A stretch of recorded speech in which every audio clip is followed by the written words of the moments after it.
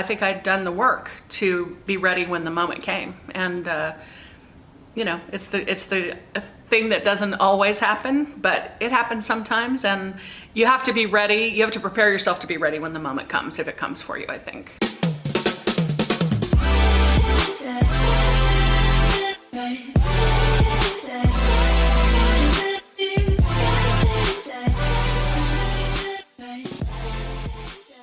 In between that first assistantship and being the assistant of the festival for many years after, I certainly learned a great deal.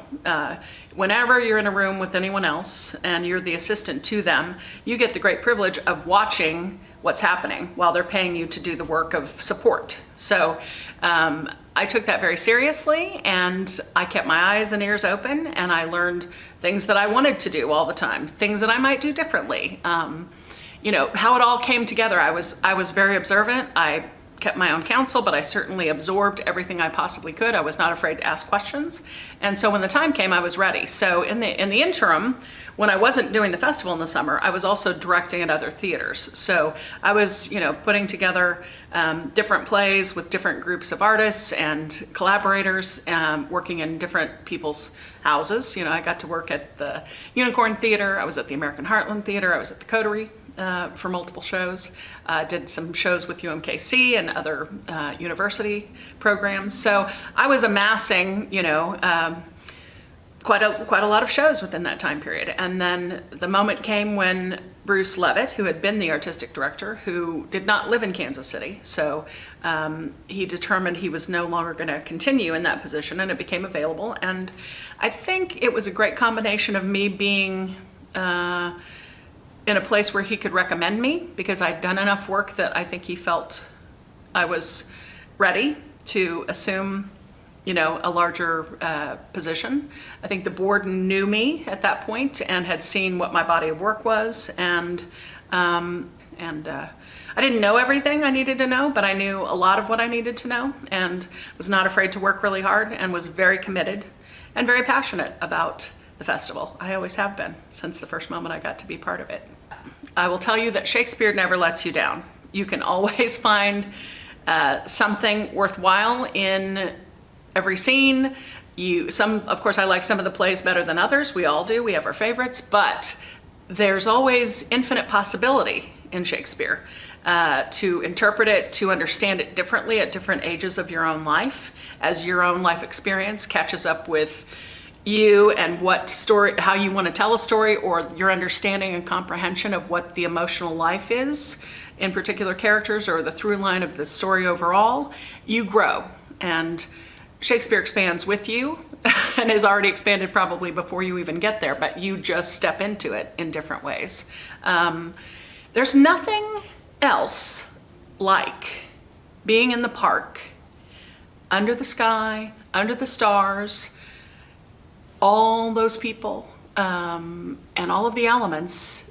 There's nothing like that, because you've got grass, you've got trees, you've got breeze, you've got birds, you've got hawks, you've got rabbits, you've got, who knows what, right? You've got families, you've got little bitty babies, you've got some sweet, families together, you've got grandparents, you've got a lot of teens who may come through a few times during a run. They may come back and back and back. It's seeing people either re-engage with the stories.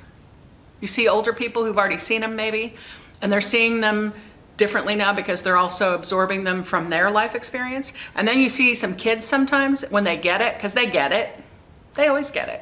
And they're there, and the fight's going, and you can see their enthusiasm, and they're up on their chairs, or they're up on their knees, just, agog, right? They can't take their eyes off the stage. They're fascinated by this thing that's happening in front of them.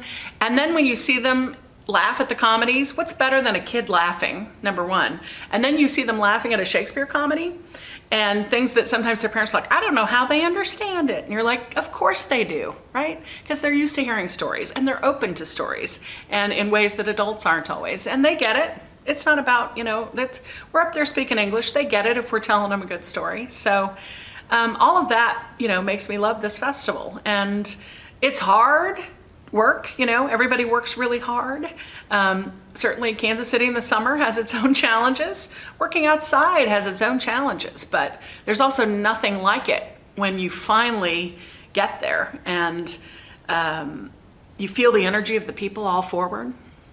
That great dramatic thing is happening and the people are just hunkered down and you can feel all of that energy, going toward the stage.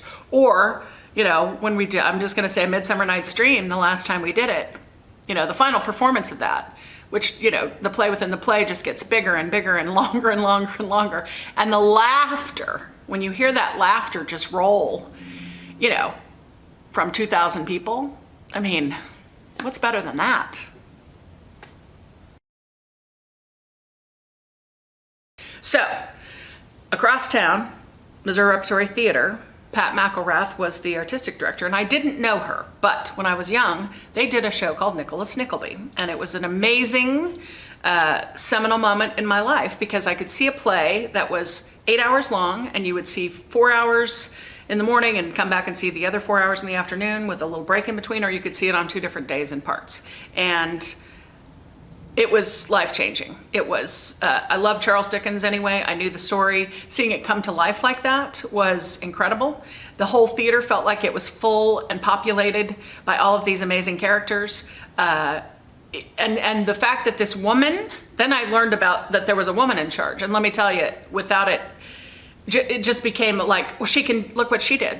And then I read up on her and learned more about her and her whole life experience and creating, coming from UMKC, creating the rep there and making all that happen.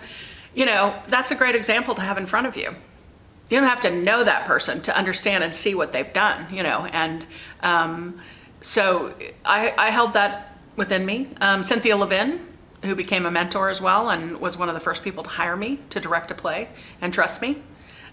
She's been an incredible example to me of how to do this business. She works hard. She is tenacious like nobody I know. And I tend to be tenacious as well. So that is helpful in this business. If you're not tenacious, I don't know how you continue, especially when things get rough. Amelia Bensusan, who I mentioned before, who was my first director to really be an assistant to, was kind, was generous with me. I felt I could tell or ask her anything, and she was, what a great way to start out. So they were showing me what was possible. So I never thought it wasn't possible once I got started down the road. So it's been great to have them as examples to me. I've also been fortunate, my friend Nora Denny, who was an actor from Kansas City who'd moved to LA for first New York and then LA, but had become a film actor and then moved back here. I got to know her because she was working at the Rep and met her through a mutual friend. And she became a great mentor to me, sort of a theater mom, as I said, because, she had been in the business for a long time. She was always encouraging. She would always tell me I could do anything, and she thought I was smart and I had talent, even when I wasn't always sure that I could do it, when you're nervous and you're scared when you're starting out.